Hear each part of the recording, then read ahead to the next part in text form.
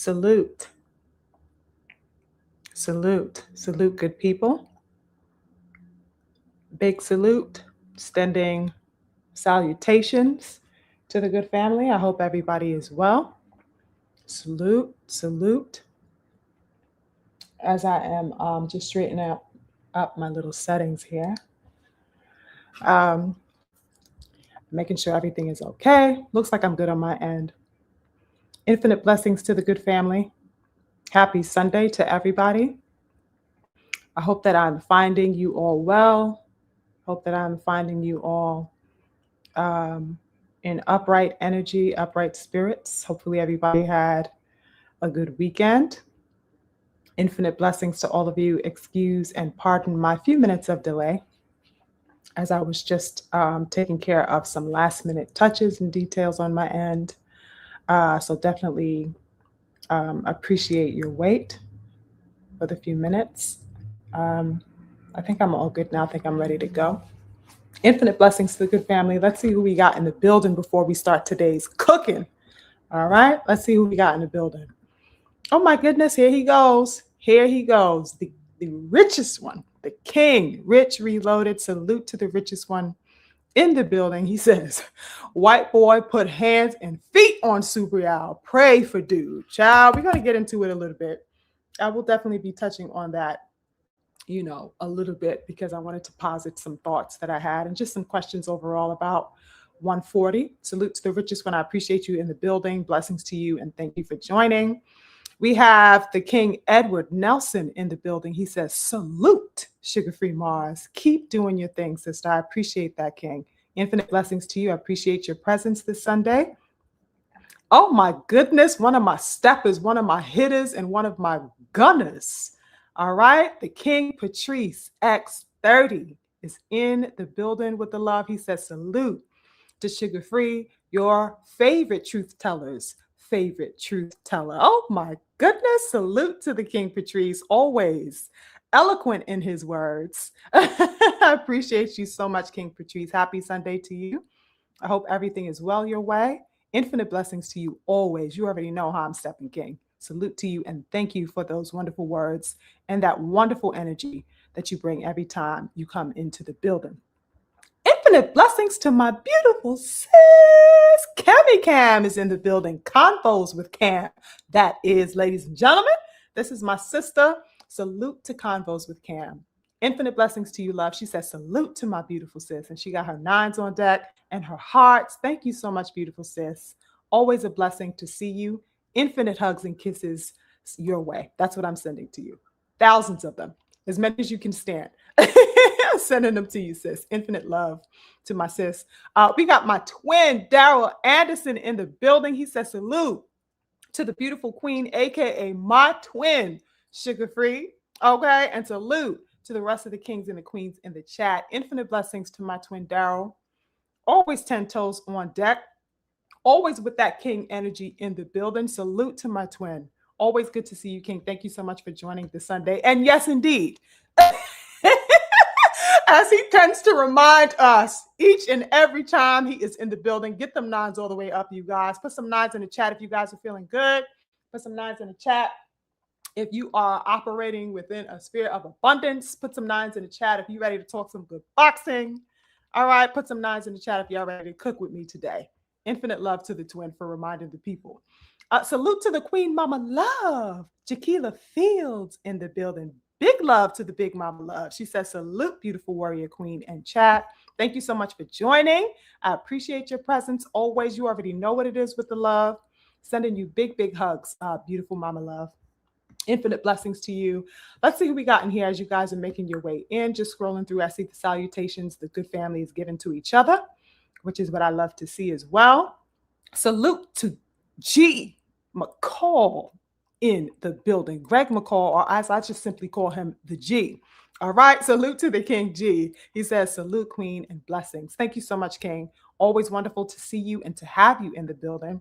We also got the King Raul Garcia on deck with the energy and the love this Sunday. He says, salute, Queen. Big salute to you, King. Infinite blessings your way. Oh my goodness, we got my big bro. The Druth is in the building. Drew Titan Infinite blessings to my big brother Drew. Happy Sunday to you, King. Lovely to see you. We also got the good brother Enoch Bird in the building. Infinite blessings to you. He says, Happy New Year and peace, New York Queen. Infinite blessings to the King.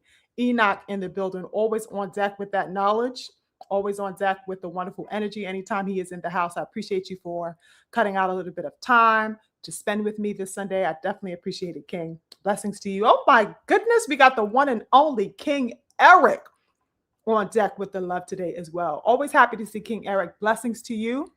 Look at all these roses he always has for me. Thank you so much, King. You know me well. Okay. Infinite blessings to you with the roses. I'm sending them back to you twofold, King. Thank you so much for joining. I appreciate you. We got the King Mystic in the building. Big blessings. Big salute to you, King. You guys are making me smile like from ear to ear, seeing all of the good family join in to spend some time and, talk some good old boxing with me. I definitely appreciate you guys heavy in the building today. Infinite blessings to you all, and big salute and blessings to the King Mo also in the building. I appreciate you guys big time. Okay, so let's get into some boxing as you guys continue to, settle in and make your way in for some good old discussion this evening, you guys. A couple of things on my mind that I wanted to get into. First of all, pardon me. I am enjoying my little mint as I do from time to time. So excuse me as I am taking care of this, right? Hopefully you guys hear me no problem while I'm enjoying my little candy. But yeah, a couple of things that I wanted to discuss today. Let's see where I want to begin. I guess before I really divulge the aspects of what has been kind of the focal point in my mind's eye over the previous week or leading up to this week, before I tap into that and really go in, I guess we can talk firstly about the fight that took place last evening with Subriel Matias, which I honestly did not tune into. I had to go back and catch it. Yeah, I didn't really catch it last evening. Hold on one second, you guys. Hold on.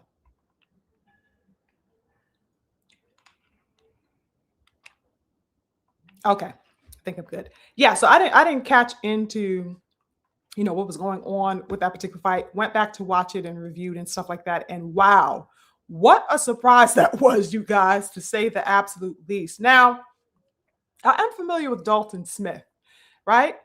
But I don't think that I was expecting what I saw last evening as far as how dominantly he performed and ultimately ended up stopping Subriel Matias. You feel what I'm saying?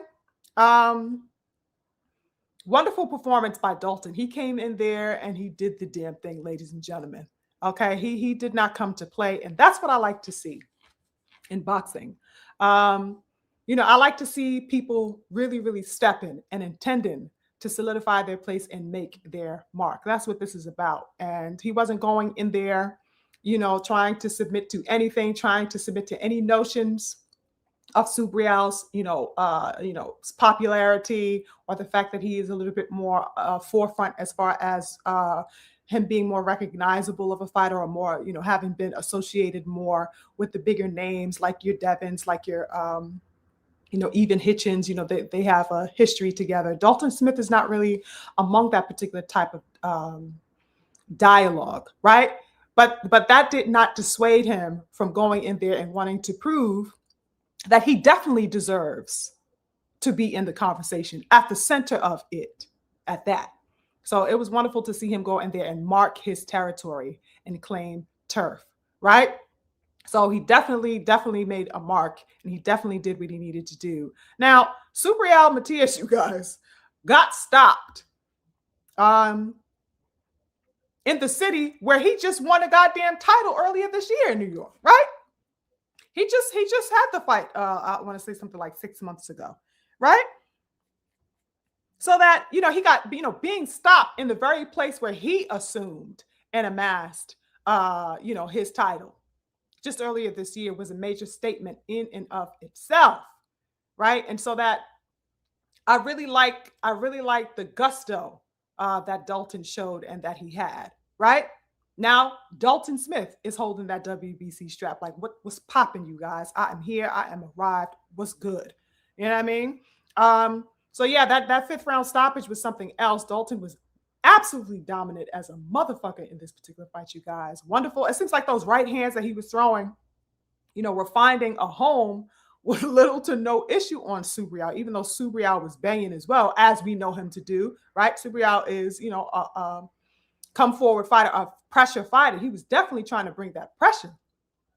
But he just could not supersede the activity, the work that Dalton was bringing. And he just broke that man down within 5 rounds. It was absolutely astounding to me.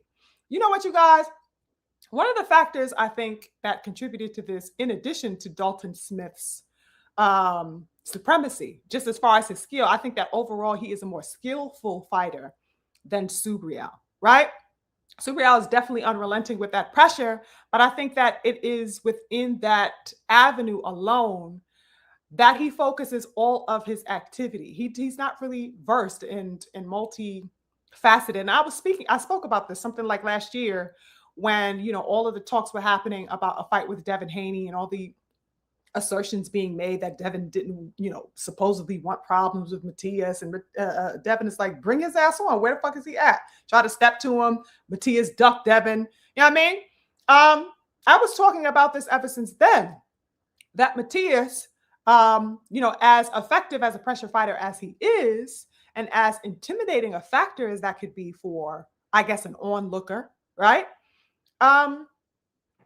Behind that really isn't very much prowess in the other departments, right? I think that he is skilled in what he does with his front foot, high pace onslaught. He is effective, and he's showcased a history of that, a track record of being effective with that. But up against the likes of somebody who has, even a little bit more versatility, in addition to pressure, it's going to be a problem for him. And Dalton was the perfect example of that last evening, ladies and gentlemen. Subriel does not have, nor has he ever displayed, any defensive skills.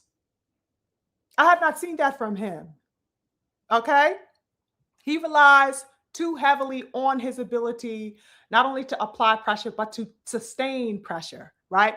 Subriel Matias has a beard on him, in other words. He has the ability to take punches, and he uses his ability and his high tolerance for being able to sustain any oncoming pressure. He uses that as his defense. He does not have an accurate application of a skillful way of going about being defensively sound at all, right? His reliance is totally and resoundingly on his ability to take punch. I mean, he will just stand there and take what you have in order to give what he has, in other words, right? So, the motherfucker can definitely take a punch. There's no doubt about that. Man has a beard. I don't think anybody can argue that. But that is only going to be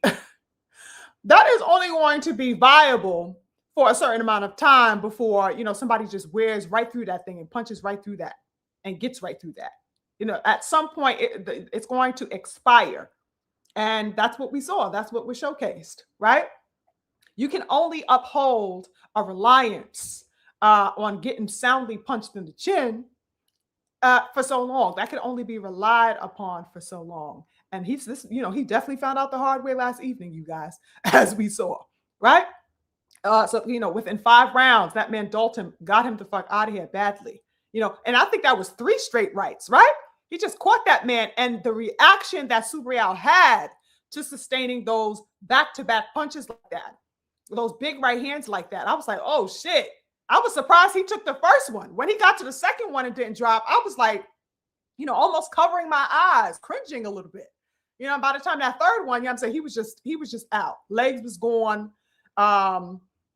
Yeah, it was nasty. It was definitely a nasty, stoppage there. But excellent work to Dalton. You know what I mean?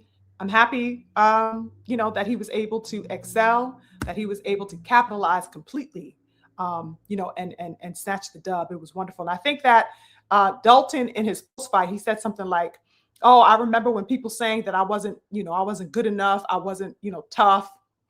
And basically that made my dad like kind of like be like, what are these people talking about? And he says that this particular style that he went for, I guess, in that, because what he really wound up doing was, going toe to toe with Matthias, right? He boxed smart where he needed to, and he banged absolutely where he wanted to. So I guess that's the part where he was saying that it wasn't part of the game plan. But he said that he basically and essentially took all of Matthias's best shots. He took all of his best shots, and he said something like, and I was just thinking, okay, I took all your best shots and none of them shits hurt me. So Warrior Time was absolutely on deck with Dalton Smith. Okay. He's like, yeah, I took all your best, bro. That was it. All right. We're going to make you pay now, which I love. Now, I'm not sure if you guys saw the Young King Devin chime in on Twitter in response to the victory of Dalton Smith over Matthias. The Young King simply said, cheaters never win, right? Cheaters never win is what Devin said, which was a remarkable statement to make, right?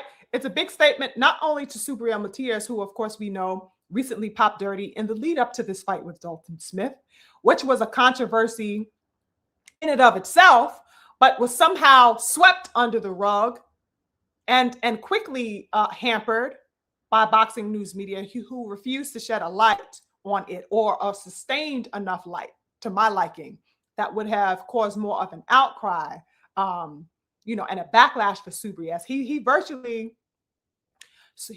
went unscathed, you guys. I thought that he should have received much more backlash, Subriel Matias, right?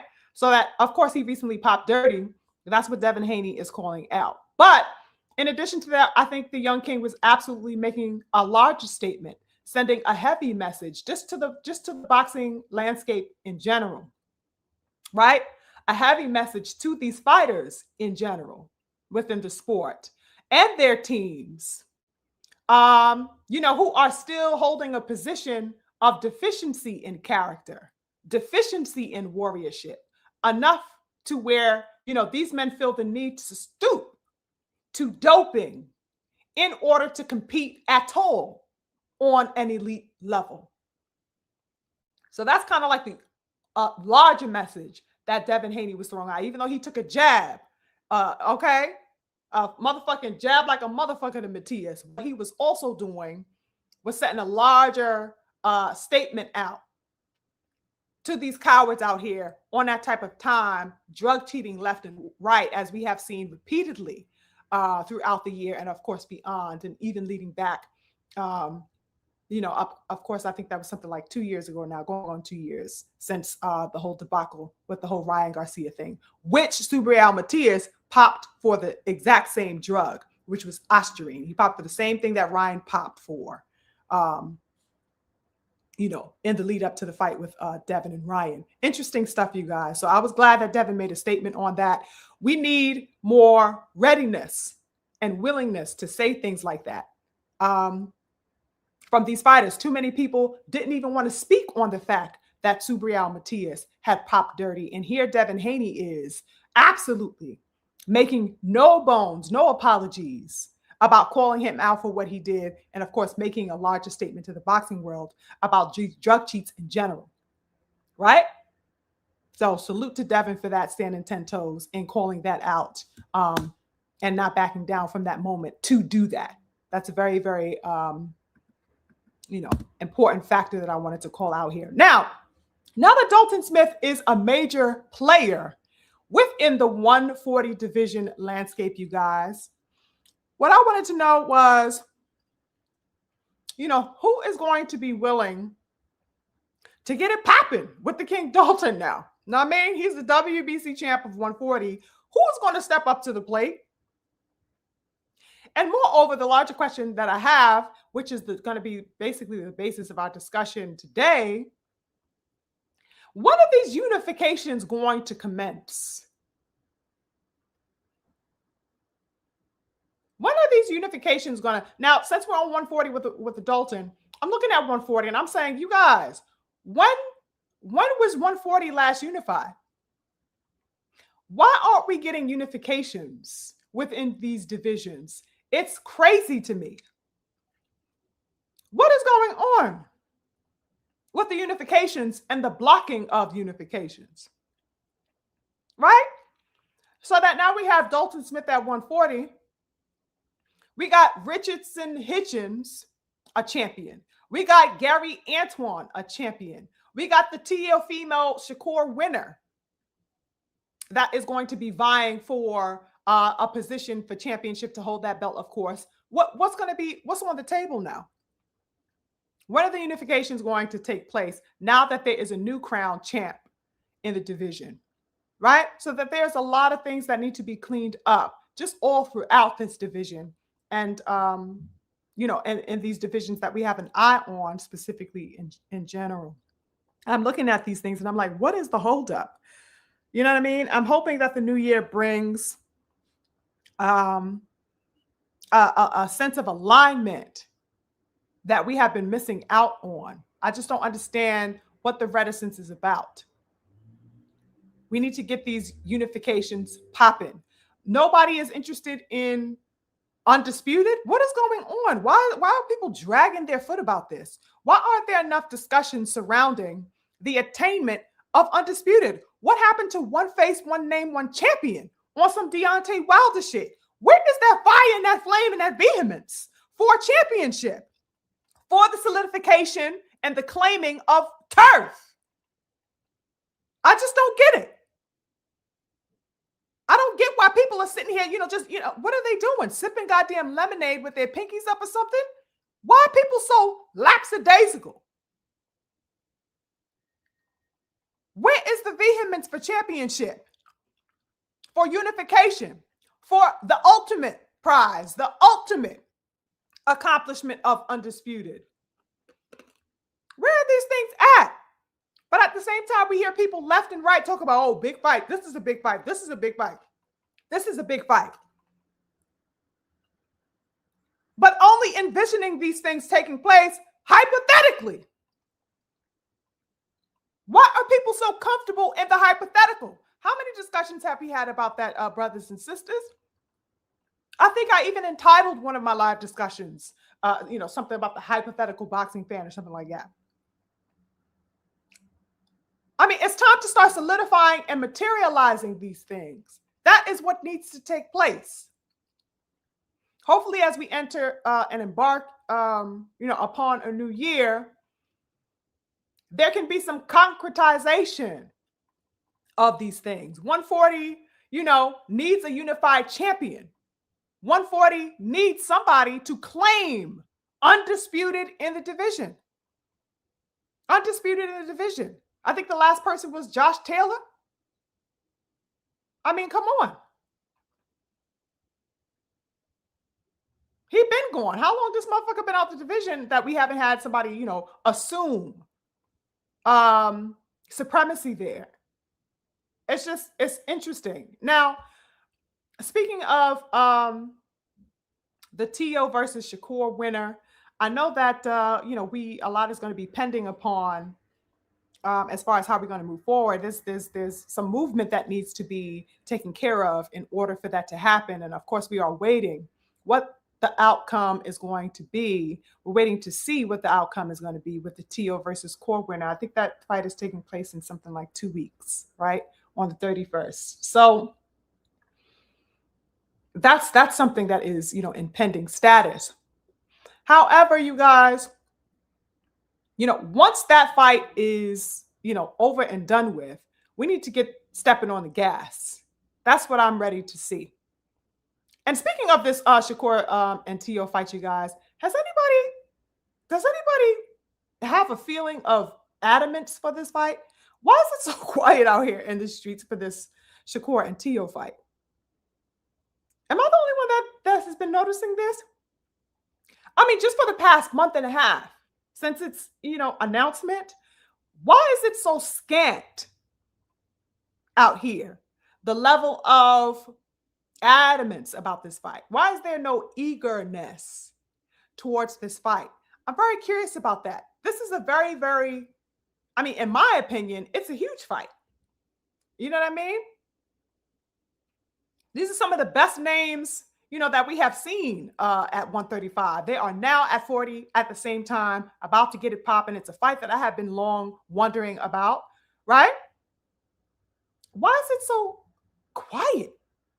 I just don't get it. With this fight being only 2 weeks away, it makes no sense to me whatsoever. Why there is no, there's no charge in these boxing streets for this particular fight with Shakur Stevenson and Tio. I really do wonder about that, you guys. Right? Why isn't it generating an elevated sense of passion around it, in other words? I find that to be curious. Is it because people are overwhelmingly feeling like Shakur is going to win? I think we touched upon this already, good people, but I would be remiss to not bring it up again, because as we inch closer and closer, like I said, we are now just about 2 weeks removed from the fight. There is still no dialogue about it. And I'm wondering if it's because people just, are assured in the fact that maybe it's going to be an easy fight. I don't get it. I think that nonetheless, we need to be talking about these fights, because these are the types of matchups that we want. Tiafimo, whether we like him or not, is a notable name. Okay? He's a notable name and has fought, a notable level of competition from 135 on, right? And then we got Shakur Stevenson, who has his own degree of esteem and fanship and fanfare around his name and stuff like that. These are too heavy. I mean, aren't these the fights that we want to make? It's an interesting dynamic there. But whatever the case, 140 is up for the taking. And I think that with the entrance of Dalton Smith into the conversation, it's going to breed an interesting level of a shuffle is going to be taking place, in other words. There's going to be an interesting dynamic at work within 140 with the likes of Dalton Smith there. I would like to see him fight Gary Antoine Russell. I would like to see him fight whoever is, all of these champions, right? And let's not forget also Frank Martin. I think somebody in the chat earlier mentioned something like Frank Martin. Frank Martin, even though he is not a champion, right? He just had a stunning and spectacular victory, knockout victory, him getting into the mix. So 140 is replete, you guys, with energy. It's replete with interesting characters and interesting storylines.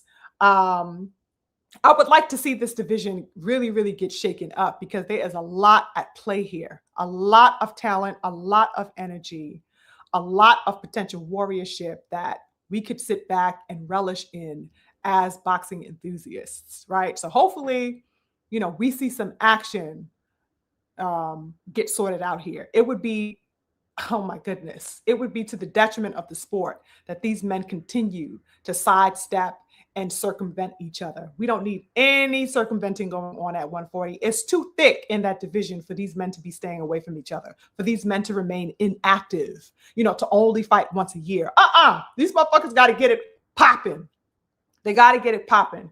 And I want to see how they all fare against each other. That's what we are here for. But all in all, salute to the brother Dalton Smith for getting his victory. Wonderful, devastating performance. And what'd you guys think about that? I would definitely love to know. Were you guys expecting Dalton to be so dominant? I'm interested in that. I knew that he was bringing, some skill. I knew that he was a good fighter, right? I don't know. I guess I wasn't intending on seeing Subriel get put on his back like that. That man was literally on his back, which was crazy interesting to me. It's like, wow, right? I could have even seen, window of opportunity where he would win this particular fight, right? It's not that I didn't think he would win, because I knew that he was bringing some heat with him, but whoa, that was very interesting. And it was so interesting considering the fact that Subriel had popped dirty, like I said, in the lead up to this fight, only to get his ass planted on the ground. See, that's why the young King Devin said, cheaters never goddamn win. Cheaters never win. He did all that popping dirty, all of that goddamn juicing, only to get flatlined and zipped the fuck up by Dalton Smith. See? That shit was hella interesting to me, you guys. Let's see what you guys are talking about. Um, the twin says, I expected Dalton Smith to win, wasn't expecting the KO, right? Spectacular fashion as well. Did it in spectacular fashion, stunning fashion. Salute to the king, Vonnie in the building. He says, hashtag Big Dev. Facts. The richest one says, Matthias Duck Devin while on steroids. Facts. I have no doubt about that at all. No doubt about that at all. He just happened to be caught this particular time. But, these people, have all types of expertise on cycling and blah, blah, blah. This is just, him being caught on a cycling gone wrong moment, I guess, right? They just happened to catch him. But this isn't anything new for many of these fighters, unfortunately, right? Salute to...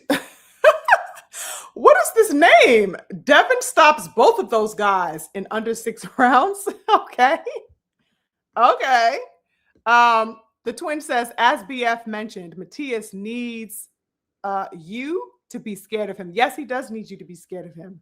And a lot of his fight style is kind of predicated upon that intimidation factor, right? He's coming at you fast. He's bringing that pressure.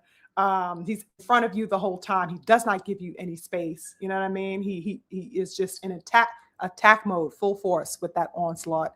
And, I definitely agree with the mindset. He needs you to be scared of him. He ensures that pressure is upheld at all times, and gives you minimal opportunity to think and react. But none of that shit was, on the type of fighter that would allow for that to happen. When he's in front of a fighter that is not intimidated whatsoever, obviously we see the result of that. Salute to the king, freedom in the building. Infinite blessings to my counterpart in the building. Enoch, salute to you. He says, and they had to change Matthias's gloves right before the fight too. Yes, I came across an article about that, or a post about that on Twitter, that there was some type of controversy where they had rejected his gloves. The New York State Athletic Commission had completely rejected whatever happened with his gloves, or something like that. I don't know what was going on. This man is just all upside down, from the drug cheating to the faulty ass gloves that did not get approved. What is going on with these people? It's crazy. It's absolutely crazy. These things that the things that these people try to get away with. Crazy work. Yes, Enoch, I did hear about the faulty glove situation. Right, King Eric? Crazy. Let's see here. Oh, salute to the King Mac in the building. I see you, King. Infinite blessings to the Mac in the building. You already know what it is, King. Thank you so much for joining. I appreciate you. So I was just scrolling through that to get a general idea of salute to the King Blaze, pound for pound in the building. Blessings to you, King. I see you as well. The twin says, I expected Dalton to win by UD. Dalton's aggressive approach surprised me. Didn't it? I mean, I was amazed. I was like, okay, Dalton, and going back to watch, the fight, I loved it. I absolutely loved it. You know what I mean?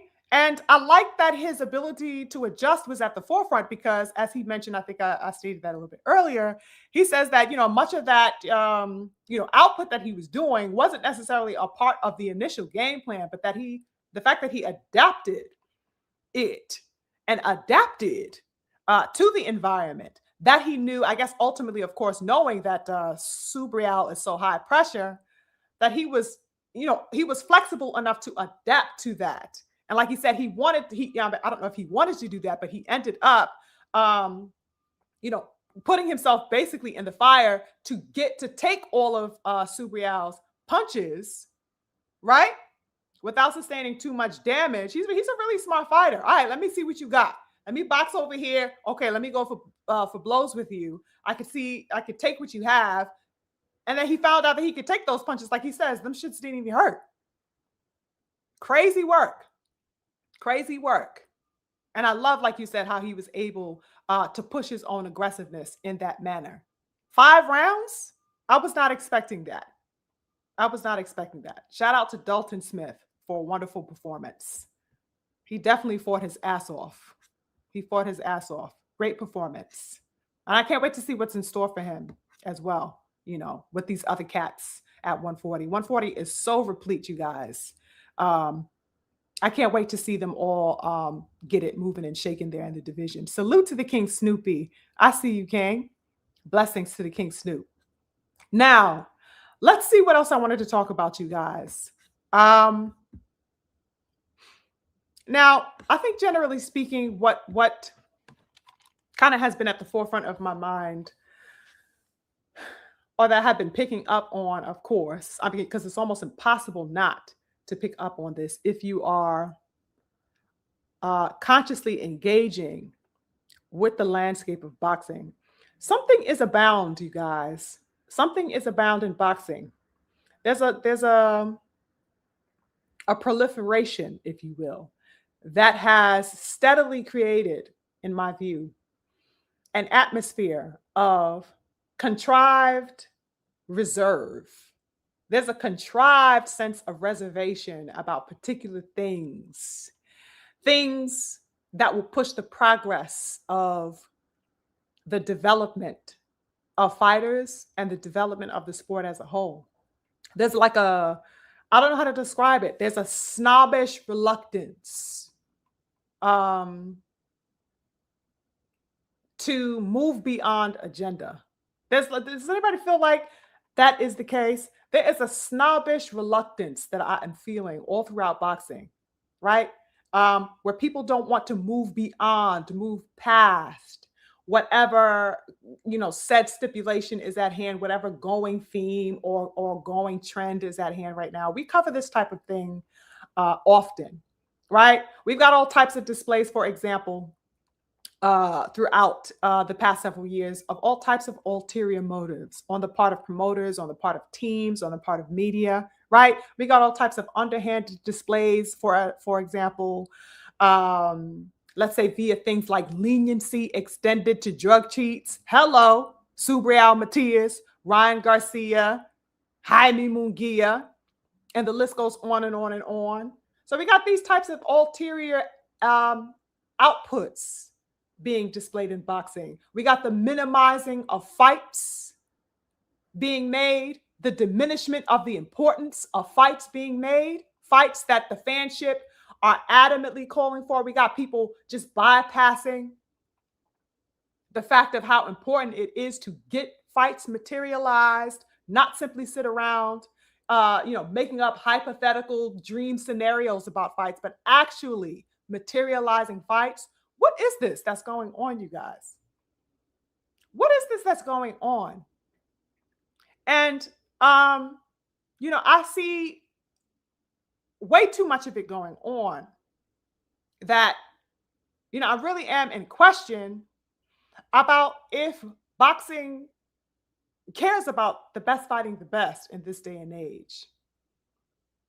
Because so much of what I see is to the opposite of that. The outputs, people's dispositions. It seems to be denoting the exact opposite of what it says it stands for. Which is a very curious thing because we find that in so many ways, especially in this era that we are in the age of social media, in the age of public dialogue being so readily accessible in the way that it is via all types of channels. We see an accepting of, a more reticent place, a more reticent disposition, a reserve.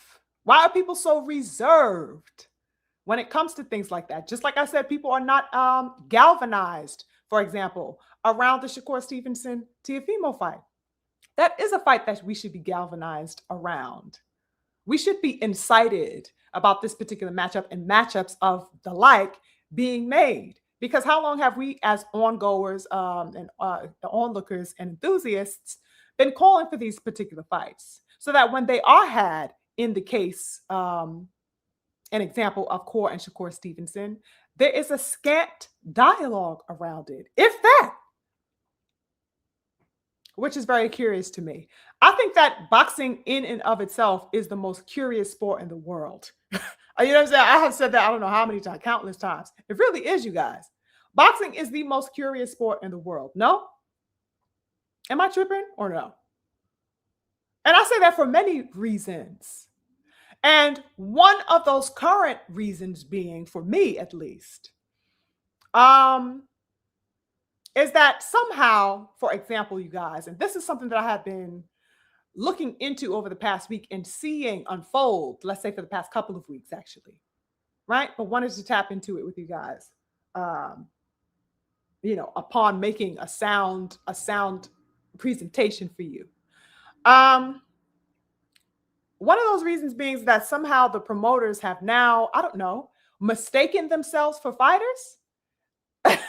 I don't know what's going on, you guys. Salute to my brother, the king, my number one comrade, the king and the coach, Hudson, in the building. He says salute to the queen of boxing media, the queen Sugar Free. Thank you so much, King, for joining. Wonderful to see you. Oh my goodness, gotta show love to my sister, the queen. Emma is in the building. She says salute to the lovely SugarFreeMars. Glad I caught the live. Thank you so much, beautiful sis. I'm glad that you caught the live as well. Always wonderful to see you and to have that beautiful, radiant energy on deck with us, sis. Thank you so much for joining. I appreciate you big. All right. Salute to my good family. Now, where did I leave off, you guys? I keep feeling like that, there is a need for promoters to be at the forefront in such a way that they seem to now be mistaking themselves for fucking fighters. They think they're the fighters. They think they're the end all be all. They think that the crowds are lining up by the droves to see them. It's a very arrogant, pompous posture that I cannot, for the life of me, understand. And I felt like it was an absolute imperative for me to centralize this particular discussion because it is becoming so normalized a theme that we are now being accepting of it whenever and wherever it rears its head. We got to be real about what it is that we see. And we have to call out what it is that we see and bring a level of accountability to these people displaying these types of, pompous gestures. Promoters are now mistaking themselves for fighters, apparently, brothers and sisters. What is this? There is a curious supplanting going on, a usurping that is happening, whereby a particular pair of promoters, Eddie the Scammer Hearn and Oscar de la Red Bottom particularly, find themselves completely mistaken as to what their role is in context to the fighters that they promote. They've completely mistaken their fucking place. It's crazy to me. It is odd. It's awkward and absolutely befuddling to watch, brothers and sisters. I sit back, I'm just like, are these people kidding me? These people on camera saying this shit? And nobody is lambasting them for this? Nobody is dragging their asses through the mud for this? How are these men allowed to sit up here and do this?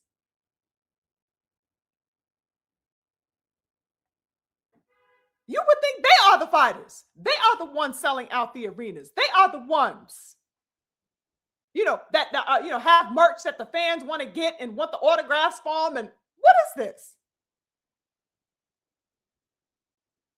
Eddie the Scammer Hearn is absolutely one such delusional case, brothers and sisters. This man is unrelenting, you guys. The man has been doing everything, for example, absolutely everything to sabotage, subvert, and counteract the materialization of the Lewis Crocker fight with the young King Devin. We got to talk about that, brothers and sisters. We need to talk about this. We need to talk about his vehement, blatant attempt to not have a unification bout at one of the probably the most glory division of all the glory divisions, 147, as far as outside of heavyweight, right? He is doing everything to thwart unification of the welterweight division, and it is diabolical on every level. We got to really hone in on this, beautiful people. This is no small undertaking.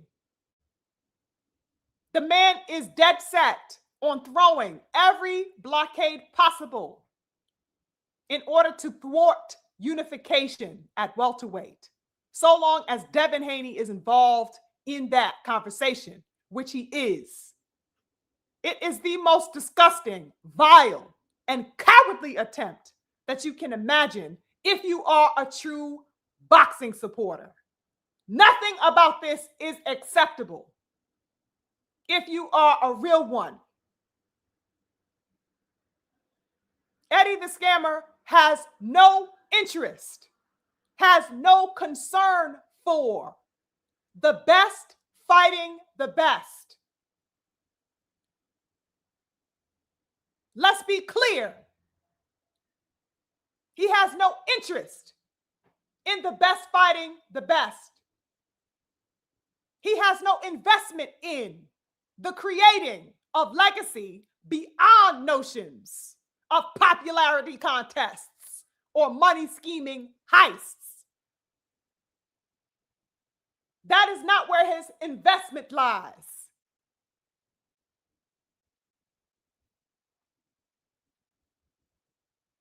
His sole motivation, beautiful people, is to drain fighters dry for as long as they will allow him to.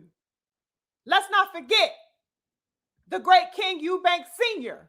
has repeatedly and unrelentingly put the Hearns on blast, because there is a legacy of these Hearns in the business. You got the father and you got the son. And that whole history of Matchroom and how Eubanks Sr. built Matchroom, built the father of Eddie Hearn, I forget his first name.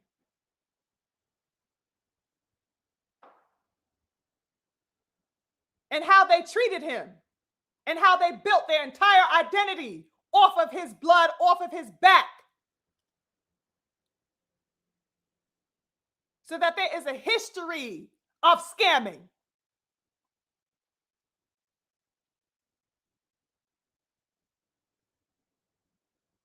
He will bleed these fighters dry so long as they let him, so long as he and his family name can continue to build and develop their own legacy off of scamming in boxing.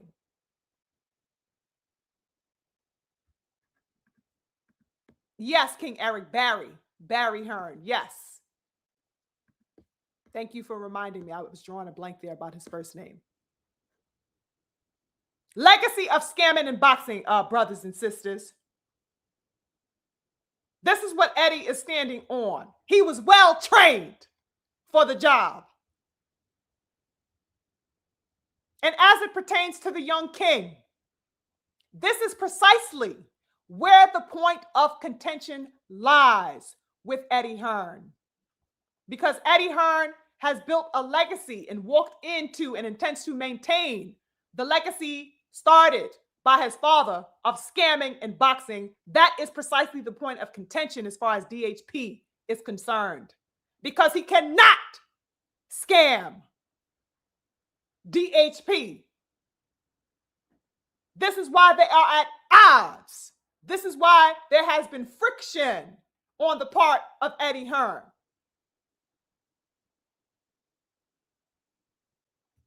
Young King has, since the outset of his embarkment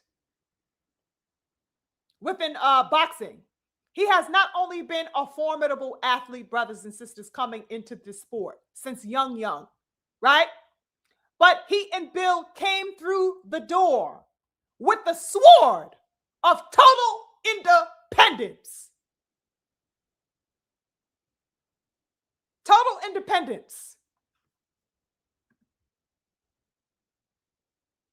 We need to understand how significant, how substantial a point that is to make and to understand and to see clearly.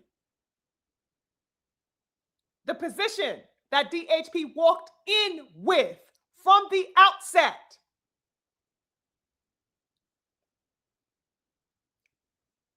It is because of that these men stand apart from the herd in boxing. And why? Because of their unique status and stance. They are constantly and unrelentingly disavowed.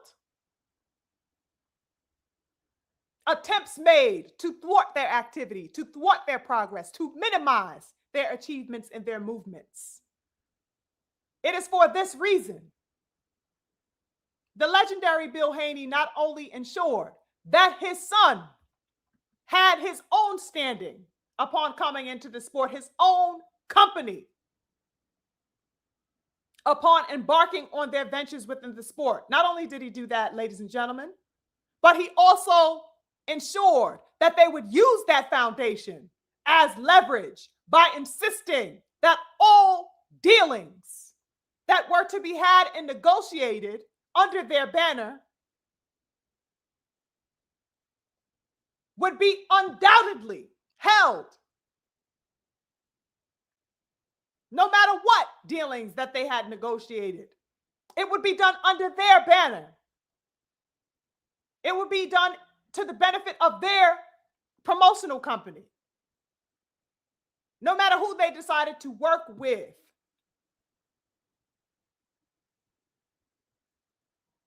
I think it was only one time that they went outside of that, and that was in their quest for Undisputed, when they had to sign to Top Rank to get the Loma fight.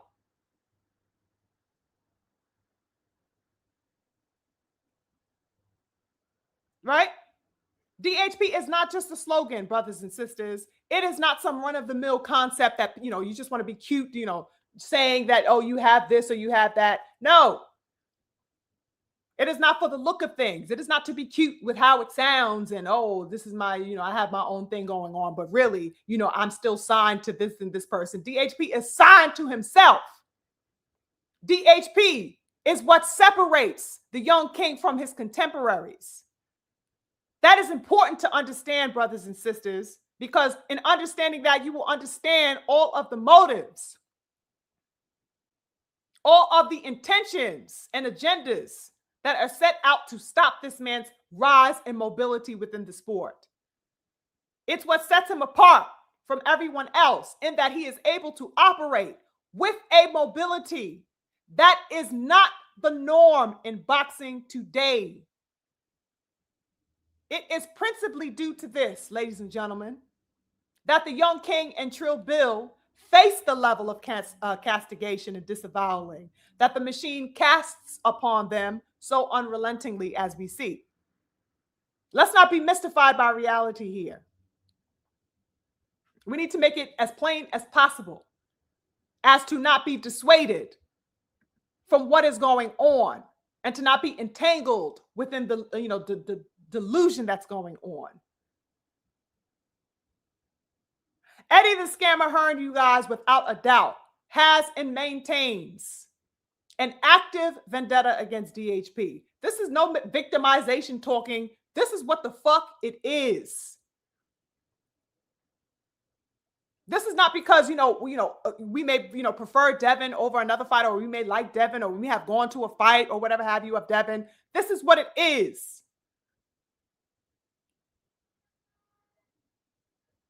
He has an active, unapologetic, even, vendetta against DHP.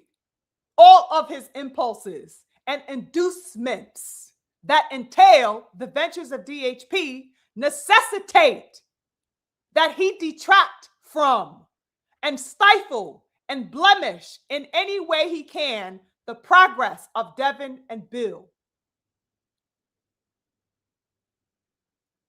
Period. We need to understand what that means in boxing, ladies and gentlemen, and what is being allowed to happen simply because a fighter chose independence. Black people got to wake up, you guys, especially these black fighters that are active right now, because if they get any inclination within themselves to operate from an independent standpoint, they will be targeted even more vehemently than they already are within the sport, even without having their own promotional company, their own endeavors to stand on and speak for them. They are already marginalized in some particular way or fashion, but that will be pursued even more adamantly should they have the notion to think that they can stand on their own. We got to understand the severity of that and what that is implying.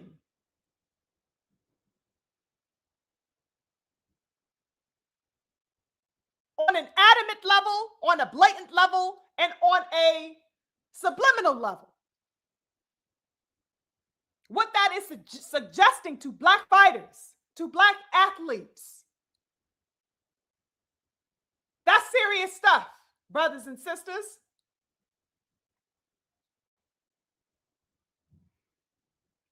The fight with Crocker is a clear, unabashed example of the lengths that Eddie the Scammer will go to. If there was never an example, child, here it is. Lewis Crocker has stated repeatedly, brothers and sisters, if you guys have not seen, many of you probably have, right? Lewis Crocker has stated on several occasions, made no bones about it. He has stated repeatedly that Devin Haney is the fight that he wants next, the one that he is most interested in above all else currently. There is no fight that supersedes his desire to fight Devin Haney. That is what he said. Unflinchingly. In one of his recent interviews conducted with Ring Magazine, I came across on Twitter, Crocker was asked by a reporter the following, quote, if you have any target for yourself, would Haney be the number one? Would you say? That's what he was asked by the reporter. And Crocker replied resoundingly, brothers and sisters, quote, oh, absolutely. You know, Haney is the pound for pound. He's on the pound for pound list. He was interested in the fight and he was willing because, like I seen Rolly, I don't think Rolly was interested in fighting him. And well, you know, with the WBC title, the other WBC title locked up as well. I mean, at the end of the day, champions should be fighting champions, like especially for ourselves and the fans. I was willing to fight another champion. I was willing to fight in the champion's backyard or whatever the biggest name is in the division. So I'm willing to fight the biggest names and I'm not scared. End quote. That's Lewis Crocker, ladies and gentlemen. So that he is not confused even a little bit, even minutely, about who the biggest name currently at 147 is. And that he wants to fight him. He wants to unify with the biggest name in the division, which is Devin. It is imperative to hone in on what that man said and the severity of the fact that what he is saying, what he is posturing for, is intentionally being sidestepped by Devin Haney. I'm sorry, by Eddie Hearn. The attempts to thwart the fight with Devin Haney.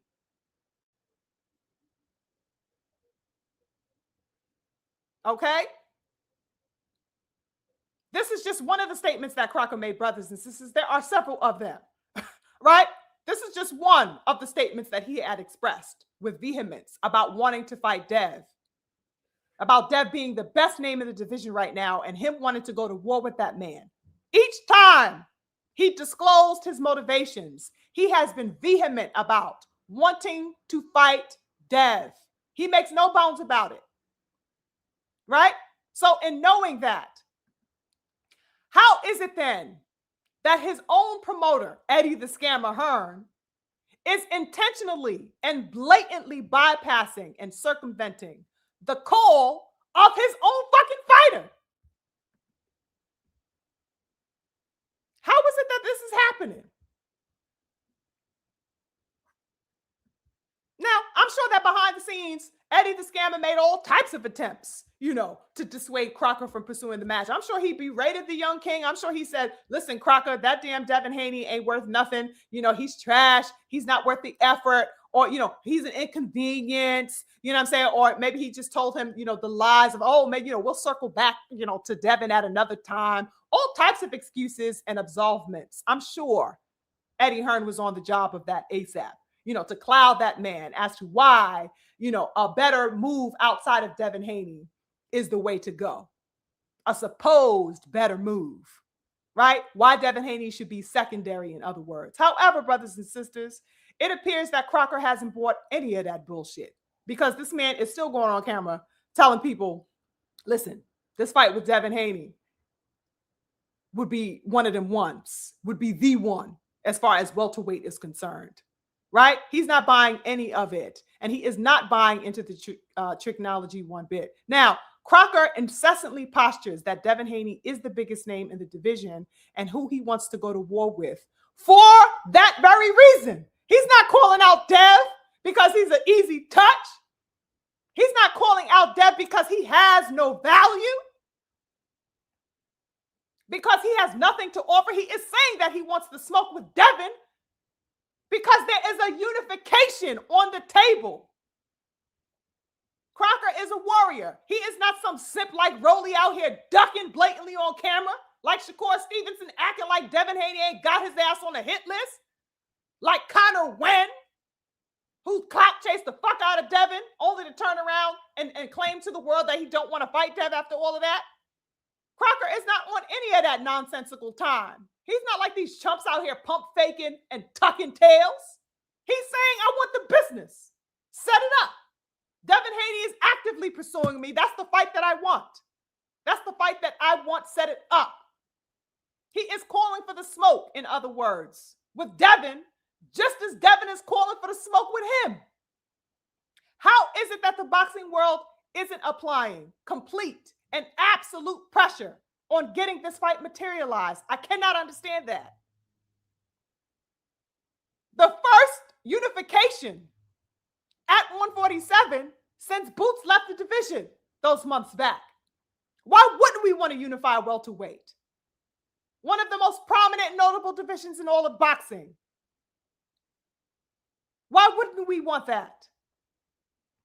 And how is it that Eddie the Scammer isn't being shredded by the boxing public currently, as we sit back and watch all of this farcical nonsense unfold?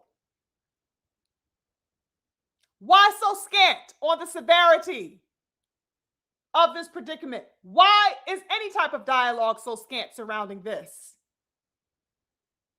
I take issue with the hypocrisy that I see going on in these boxing streets, beautiful people. It's crazy to me that people are alacritous and swift in their motions, let's say, to push anything nonsensical, anything imbued with a level of asininity and triviality. Oh, they're swift in that department. You can't get them to calm down or slow down when it comes to triviality. Left and right, popping out the goddamn woodworks. But then when it comes to sustainment of warriorship, the fostering of warriorship, it's a fucking ghost town.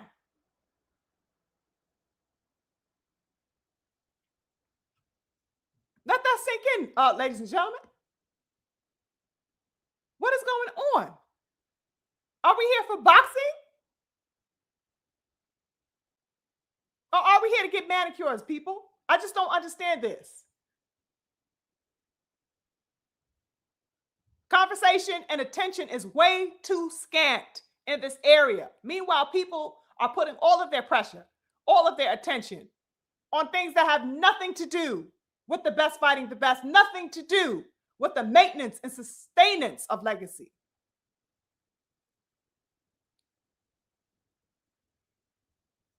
Now, is it me, brothers and sisters, or does the promoter not work for the fighter? Am I tripping or am I not tripping? Doesn't the promoter work for the fighter? Did I overlook something here? I would like to know. Additionally, have we not heard Eddie the Scammer Hearn himself deem repeatedly that he works for his fighter? Oh, I work for him. So whatever he tells me is what's going to get done. Yeah, we're going to go in that direction. I'm just waiting on him. I work for him. We've seen him say that about his fighters. All of a sudden, he doesn't work for fucking Lewis Crocker. He doesn't work in the best interest of this particular fighter, who is adamantly and unrelentingly calling for the head of the biggest name in his division. All of a sudden, he does not work for Crocker. Is that what's at work here? Right?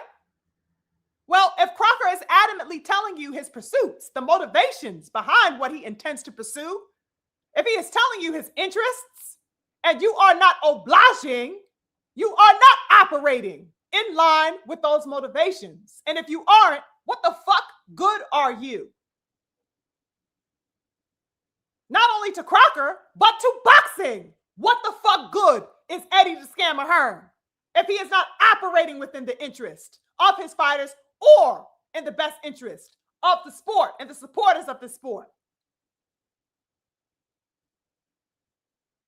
What the fuck good is he for boxing? What Eddie the Scammer Hearn really is, ladies and gentlemen, is a disgrace to boxing. What he really is a threat to the sport. He and his fallacious plots only breed subterfuge and insult to us real boxing supporters. That's all it breeds. There is no way that this coward, this chump, should be cassetted by the boxing public, cassetted in his attempts to minimize the importance of unification, the importance of championship level warfare. Anybody acting blind to this is a nuisance, in my view. Eddie the Scammer was approached also in a clip that I came across. He was approached and he was asked about the IBF rejecting the application that I guess he submitted to have Crocker instead fight Connor Walker in a voluntary fight.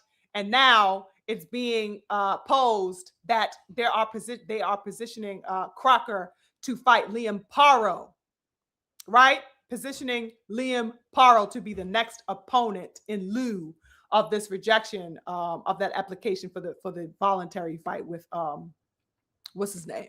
Okay, and in this clip, this is what Eddie Hearn stated, ladies and gentlemen. Quote, "I'm disappointed for Connor Walker, to be honest with you. He deserved the shot. The IBF, if you got a challenger, they're the best organization to work with. If you've got a champion, they're the worst organization to be with. And I mean that respectfully.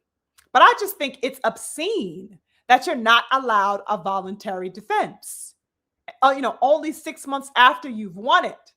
And I know you want people to fight faster, but let's be honest, in terms of world champions, they only fight twice a year. So you're telling us that we could win a world title, but we can't have a voluntary defense?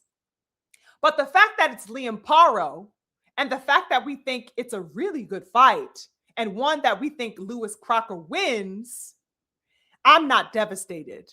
I'm devastated for Connor Walker, who will now have to find another big fight. But we'll fight Liam Paro in a big fight in Belfast. It's a good fight as well.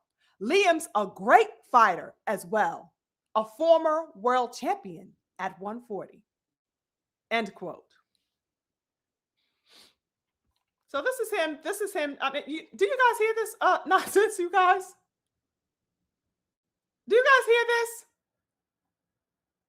This man absolutely disgusts me, right? As a boxing diehard, as a genuine boxing enthusiast, I can honestly say that I find this man to be repulsive in his position. I cannot unsee this shit. All right? There is no excusing this blatant carelessness in which he operates and by which he constantly poses an affront to the boxing public with that pompous, snobbish ass mentality. Sitting back thinking like, we don't hear what the fuck you are saying. The real fans who are calling for the actual big fight. You talking to us as if we are not hearing what it is that you're saying. Dismissingly saying. This man is sitting in our faces, brothers and sisters, pompously posturing as if, it's some kind of loss or something like that, some type of grave disappointment. How Crocker is now being pushed to fight Paro instead of Walker, and that we're supposed to take either of those fights fucking seriously. As if he didn't put either of these nonsensical fights in motion in order to avoid Devin Haney. Like, it's just crazy to me. The man used both Paro and Walker as buffers to keep away from Devin, right? He covered his bases. So he opted for the mandatory fight with Conor Walker. That fell through, right? And so he insisted, I'm sure, that they activate the mandatory whatever so that he could instead take the mandatory with Liam Paro in order to avoid Devin. These are two motherfuckers that nobody, either way, up or down, has asked for. Nobody has any interest in these fights outside of this man. Crocker himself don't give a fuck about either of those goddamn fights. He told you what it is. He told you the fight that he wanted, the fighter that he wanted to get the business done with. It's absolutely mind-blowing to me, you guys. It is astounding. Nothing but tricks and traps. Also that he could play the evasion game of DHP, right? What does this man mean? Oh, I'm devastated for Conor Walker. Who the fuck is Conor Walker, ladies and gentlemen? Is anybody checking for that man? Has anybody been, knocking on the door of that man? Right? Can somebody tell me who the motherfucking last three opponents that man faced were? Is anybody concerned about the stature of Conor Walker in any particular type of way? Are there any round tables or think pieces being had about that man in any YouTube space or otherwise? Nobody gives a goddamn about that man. Nobody even knows who the fuck he is. What the fuck are you talking about? Oh, I'm devastated for, Walker. The fuck? What's amazing is that Eddie the Scammer is not devastated. He is not devastated about the fact that he thwarted and undermined and absolutely obstructed a unification matchup in a glory division at that. He is not devastated about that, but he's devastated about some fucking no-name nobody. Ain't that something? He is not devastated about the thwarting of unification. He's not devastated about that. This man has the absolute gall to falsify his motivations, to cloak it, and to falsely gasconade about how big and great of a fight that the fight with Paro would be with Lewis over Devin? You want to tell me how quote unquote big a fight is with his mandatory that nobody is also checking for in Liam Paro? He is more fastidious about chalking this up as something of importance and worth then he is ensuring the opportunity for his own fighter to have a chance at becoming a unified champion for the first time in his career, brothers and sisters. Look at the weight of this. He will deny his own fighter a chance to do that with the best fighter in the game right now. He will thwart that. He will deny his own fighter an opportunity to accomplish something he never has previously in his entire career. That is the lengths that he is willing to go through, ladies and gentlemen. This man has never been once unified in his entire life, Lewis Crocker. But you want to sit here and spin webs of all types of subterfuge in these streets. You want to spew out all types of deceit to the public about how a voluntary fight and how an induced mandatory fight would be quote unquote big for the sport, and somehow these fights would take precedence over a unification with the biggest name in the entire division. You guys, there is no math that could ever make this math for me. I mean, it just doesn't exist. No math is going to make this math ever. Because Eddie the Scammer is not only trying to make,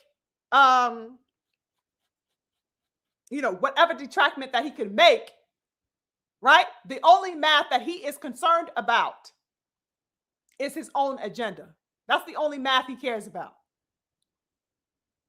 You tell me in what world either fight against Crocker, whether it be Walker or Paro, would do any goddamn numbers? What is he talking about? A big fight? Where would those fights stand to generate any interest or revenue that would hold a candle to what a fight would have done for Crocker against Devin Haney, brothers and sisters? You tell me. The shit ain't happening. It's not possible. None of those goddamn fights would be able to hold a goddamn candlestick to Devin Haney. And what a fight what that man would have generated in a unification bout. The motivations here are so insidious with Eddie the Scammer that he is willing to opt for the sabotage of his own pockets just to diminish the path of DHP. He is willing to sabotage himself. He knows that Devin Haney will be the big money fights, ladies and gentlemen. That's all he cares about. It's scamming so that he can get his money.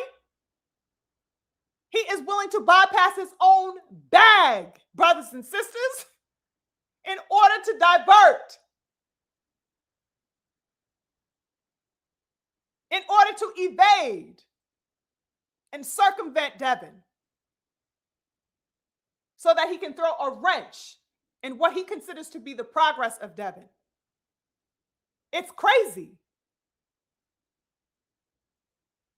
Not only is he taking a personal stance in this matter, obviously, but what he is doing is creating a suffering and a deficit within the sport of boxing, because the boxing fans are not being fed. Those of us who want to see a unification with Devin Haney, we just saw him attain championship along with whoever else is holding the belts, your Barrios, your Duck Rolly or whatever. They got their chair. Okay, Devin entered. He claimed his third division. He claimed championship in his third division.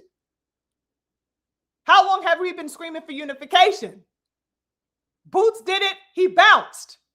We want to see somebody else unify the division. And not only that, we want to see 147 have somebody reign supreme over it, because we have not had that since Bud Crawford did it.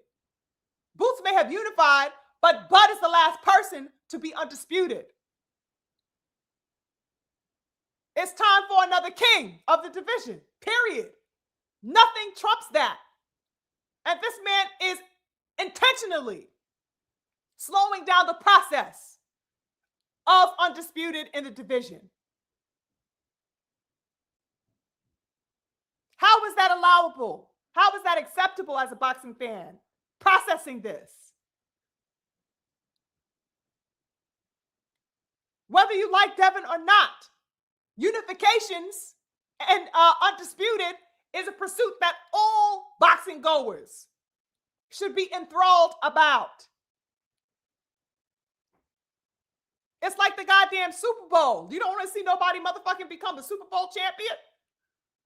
It does, that's the highest that you can go. It's undisputed within a particular division until you move up and enter in another division.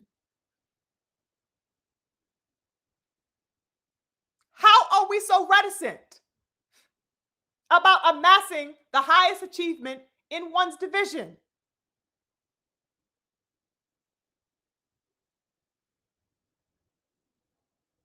And these people that are in front of this man with their cameras and their microphones are not posing these questions because, I don't know, I guess they are afraid, to ask real questions, to have real viable discussions, meaningful discussions surrounded around the upliftment and development and furthering, the progress of the sport. Are they afraid to talk to this man? I don't know, because maybe they don't want to get lashed out at like the dude got lashed out at by Eddie Hearn at Boots' last fight. You guys remember the post presser with Boots, and the dude was in the audience like, yo, okay, so that's great. He fought this dude, whatever that, I forget the dude's name, not Green Beans, whatever the fuck that meant, Lima Bean.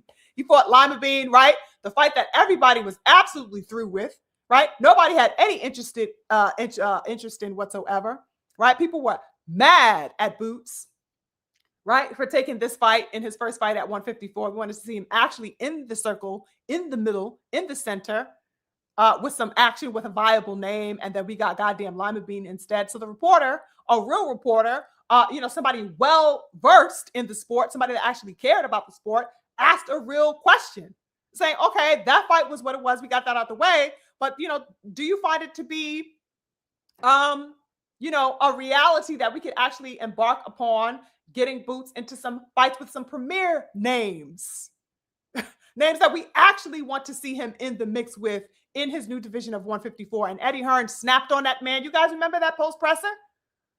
Just happened at the Boots fight those few months ago, right? Oh, everything that you said is negative. That's what he told the reporter for asking an actual question. An actual question that had nothing to do with glazing, but that had everything to do with wanting to see a premier fighter embark on a path that would allow him to compete on the elite level that we believe him to be operating on and within.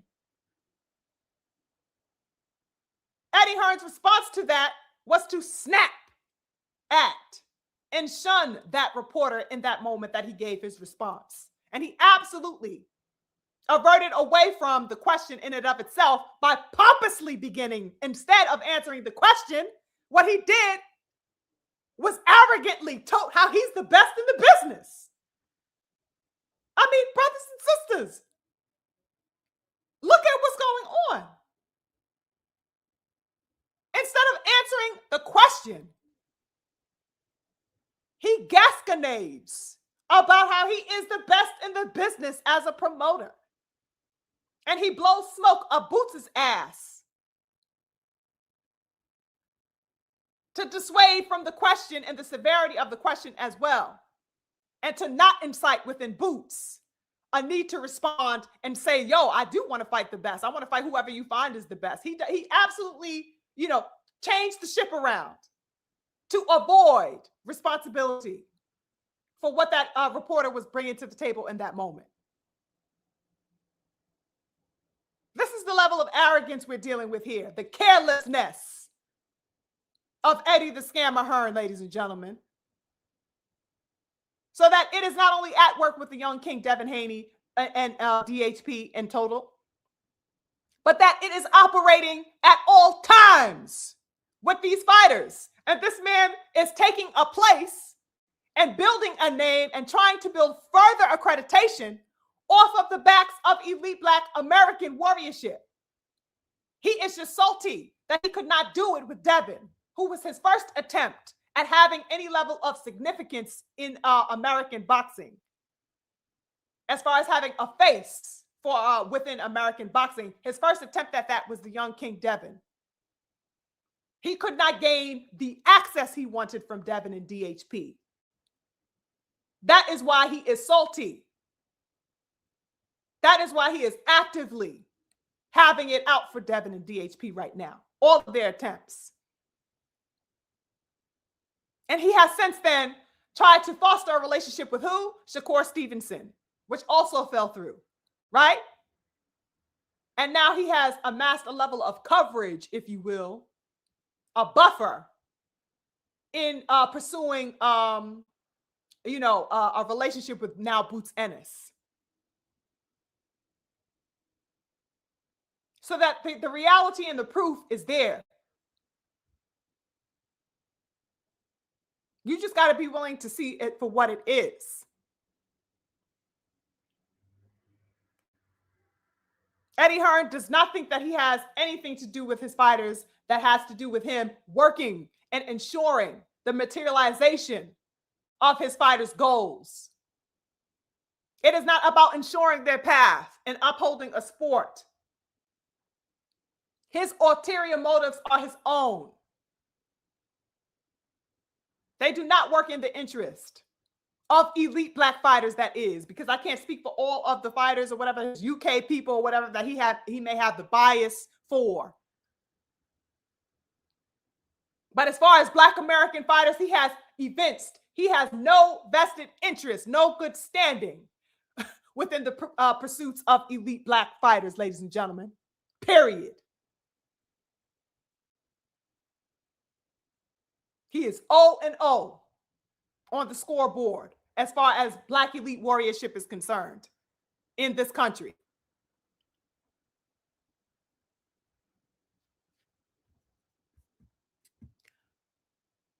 Another interesting point I want to make before I check in with the chat and see what you guys have been discussing with me.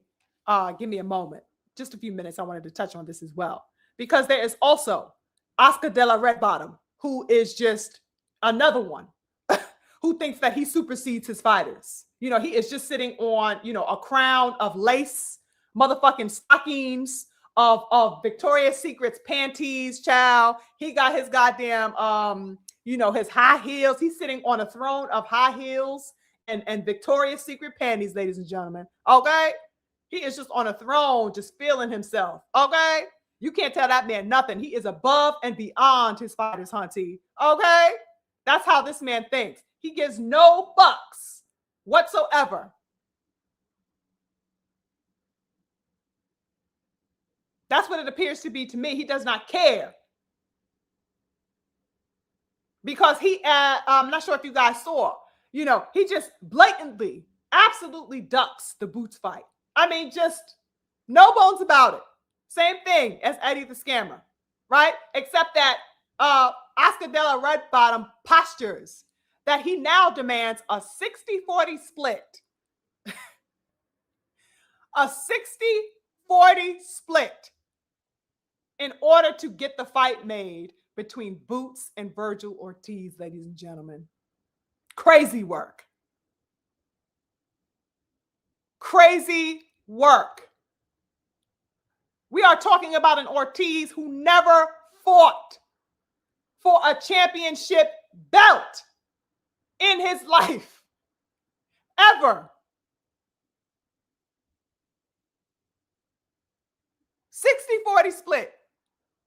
That is how he is talking to the former welterweight unified champ.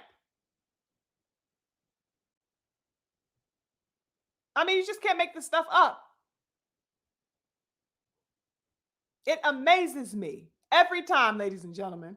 Absolutely no intention on fighting Boots from the start. That was all a marketing ploy. It was all clout chasing. They used Boots' name to gain relevance. They wanted to promote that fight that Ortiz just had those months ago, right? They orchestrated Boots getting into that ring in order to build interest because they knew it would galvanize the public who would like to see that fight, who would have long liked to see that fight, right? And so they used the moment in order to increase visibility and traction. And they succeeded. Only to be exposed for that being their only intention. They had no intention on going further, brothers and sisters. It was simply to gain traction. And they are still trying to bleed that dead horse dry. This is why Oscar is on his camera with his motherfucking mascara, batting his goddamn lashes at the goddamn camera. Oh, you got to give him 60-40, honey. That's the only way we're going to fight him. Give him a 60-40 split in the interest of Virgil, and then we'll see. This is Della Redbottom, brothers and sisters. He, too, is shown here thwarting a fight that would do crazy good for the 154-pound division. It's only attempts to thwart what will, only sustain the sport. You sustain the sport by bringing forward the fights that people want to see, the fights that people clamor for, the fights that people are incited by. These people are dissuading. They are essentially starving the sport. And the level of reticence and reserve, right? The contrived, reserve that people have that I mentioned earlier in the preface is the sentiments that people seem to be holding right now, in that there is no pressure.